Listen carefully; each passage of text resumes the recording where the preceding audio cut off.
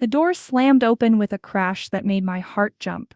A soldier stumbled inside, soaked from head to toe, water dripping from his helmet and boots splashing onto the floor. His uniform clung to him like a second skin, heavy with mud and rain.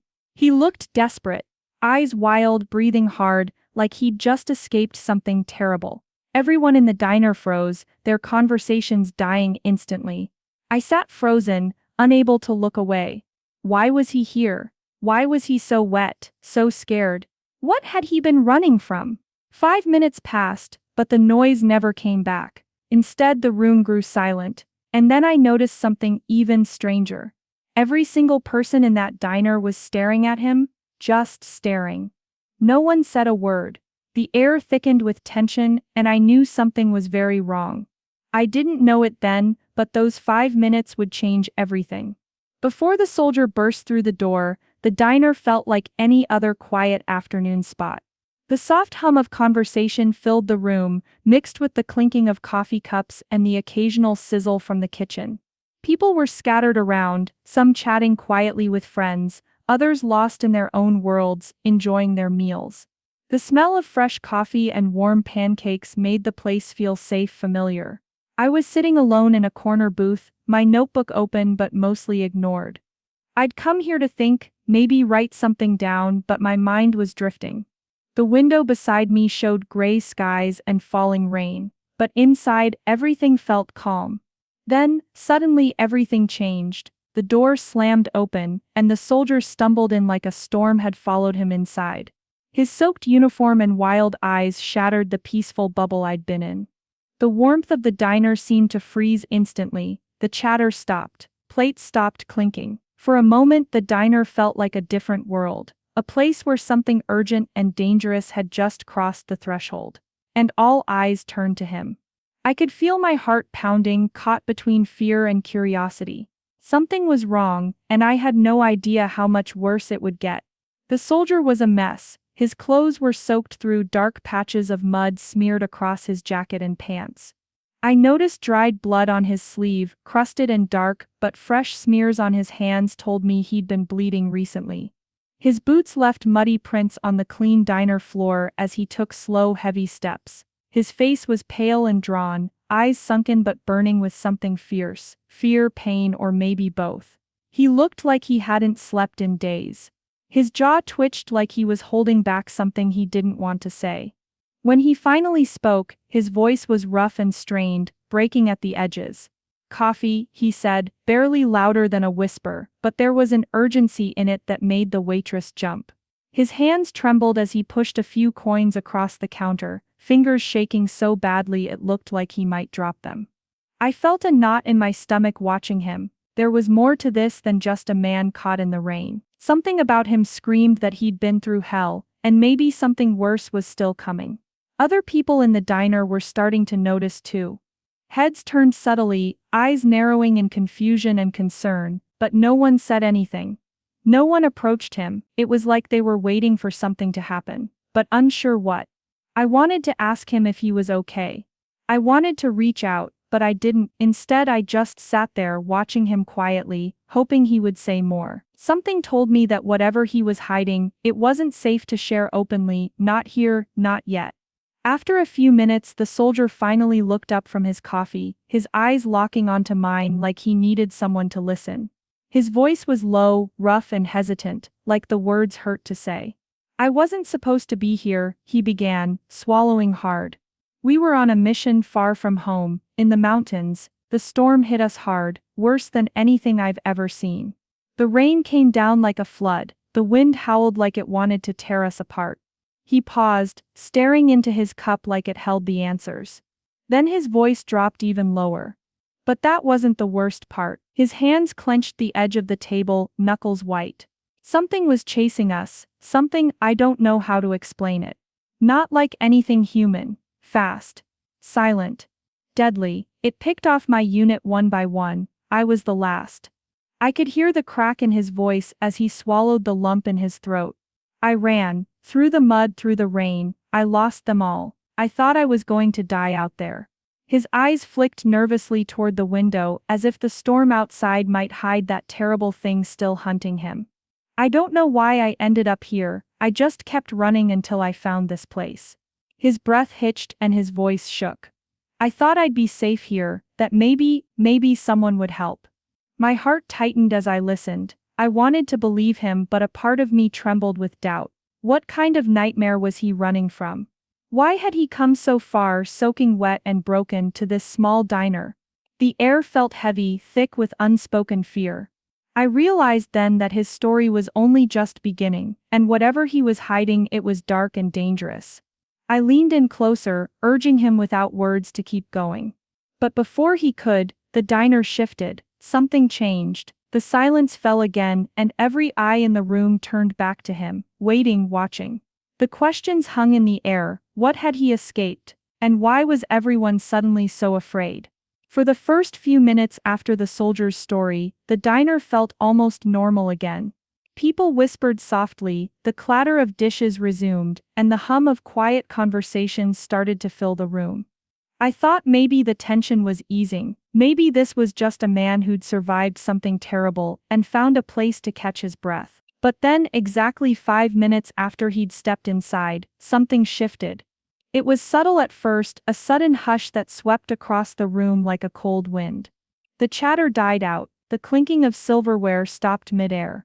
Everyone's head slowly turned toward the soldier. Not just glances, stares. Eyes locked onto him, wide and unblinking.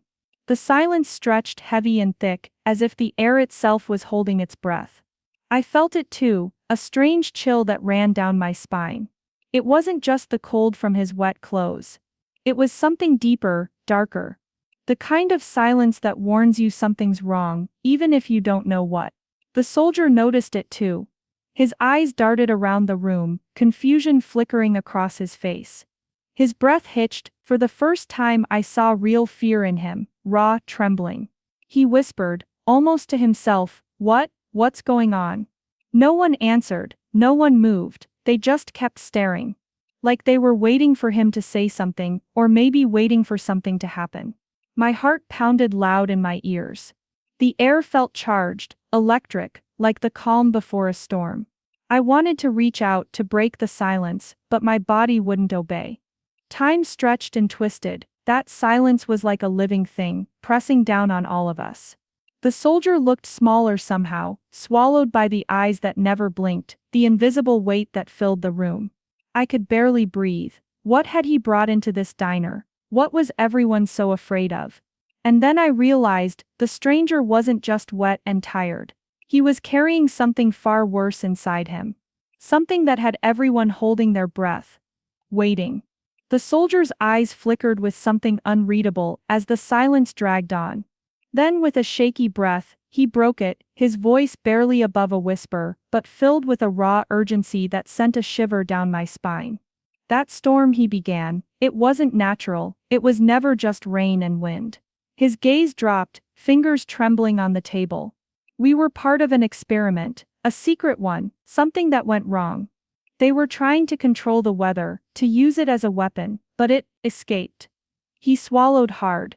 The storm wasn't just a storm, it was alive. A force that hunted us. It knew where we were. It changed, twisted, and hunted. My breath caught, the room seemed to close in around us. The other customers, those silent staring faces, they weren't just confused or scared, they were terrified. But why? Then the soldier looked up, his eyes locking with mine, dark and deep. You don't know the half of it. I'm not the man I say I am. A cold knot twisted in my stomach. Had I been listening to a stranger, or something else? Something dangerous? Suddenly the diner didn't feel like a safe place anymore. I blinked, and for a moment, the faces around me flickered, like shadows dancing just beyond the light. Was my mind playing tricks? Or was the soldier's story breaking reality itself? The fear in the room was contagious, but it wasn't just fear of the storm. It was fear of him, the soldier whispered. If they find me here, it's not just my life at risk. It's everyone's. My heart raced. I wanted to run, but my feet felt glued to the floor. The stranger who stumbled in soaking wet wasn't just lost. He was running from something bigger than any of us could understand. And now, trapped in the middle of this silent, staring crowd, I wasn't sure if I could trust anything anymore, not even my own senses. The storm was still out there, and whatever it was coming. The soldier's shoulders suddenly shook, and a broken sob escaped him. His voice cracked as he finally let go of the walls he'd built around himself. "I'm tired," he whispered. "I don't know how much longer I can keep running. I need help, I need someone to believe me." He looked around the silent diner, eyes pleading, but no one moved, no one said a word. The weight of disbelief hung heavy in the air, thick and suffocating. I couldn't just watch him fall apart. Something inside me shifted, and before I knew it, I reached out, placing a hand gently on his shaking arm. "You're not alone," I said softly. "I believe you." He blinked, caught off guard by my words. For a moment the hardened mask he wore cracked, and I saw something softer flicker in his eyes, something like hope, fragile and hesitant. It was as if my simple act of reaching out broke through the walls he'd built around himself for so long. The fear, the exhaustion, the endless running, they all seemed to weigh less in that tiny moment of connection. He gave a small, almost imperceptible nod, his trembling hands finally relaxing a little. The tears that had threatened to spill away from the corners of his eyes were held back, but the raw pain beneath them was unmistakable. I wanted to tell him it was going to be okay, but the truth was, I wasn't sure it would be. Not yet, not with what we'd just heard. As I sat there beside him, something in the room shifted again. The thick silence that had swallowed the diner slowly began to lift, like a fog pulling away.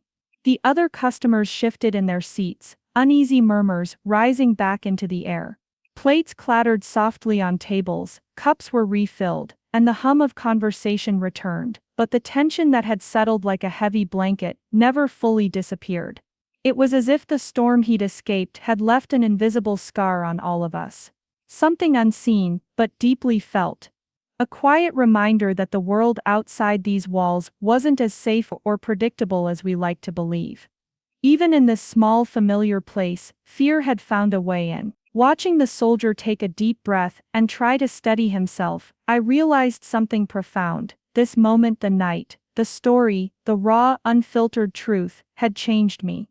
I had looked directly into the eyes of fear and pain, and seen a fragile thread of trust. Trust that maybe, just maybe, even strangers could reach out and hold on to each other when the darkness feels unbearable.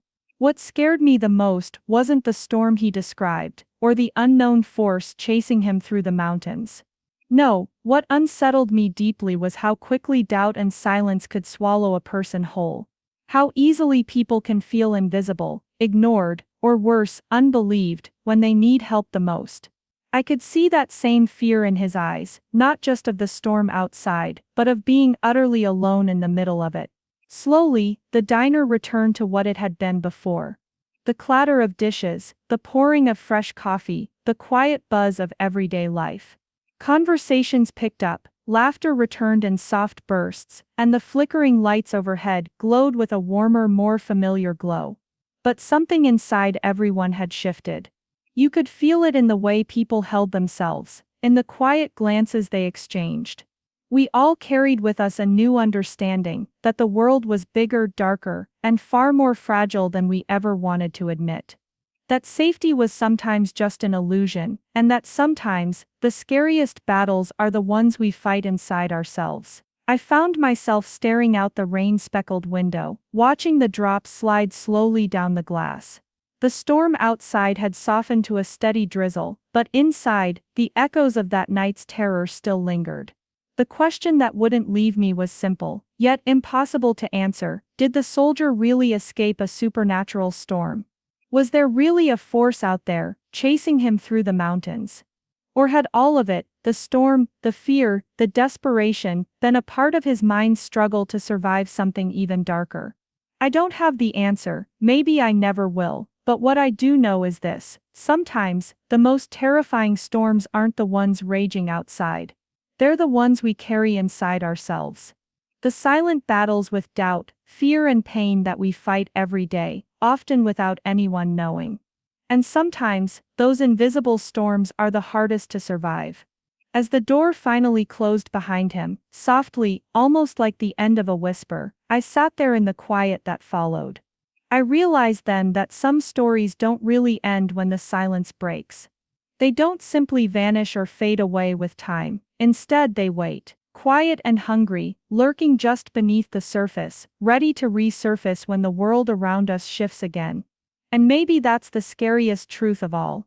If this story kept you on the edge of your seat, please take a moment to like and subscribe. It really helps the channel grow. I'd love to hear your thoughts in the comments below. Have you ever experienced something mysterious or unexplained like this? Don't forget to share the video with friends who enjoy a good chilling story. Thank you so much for listening, and I can't wait to share more stories with you soon.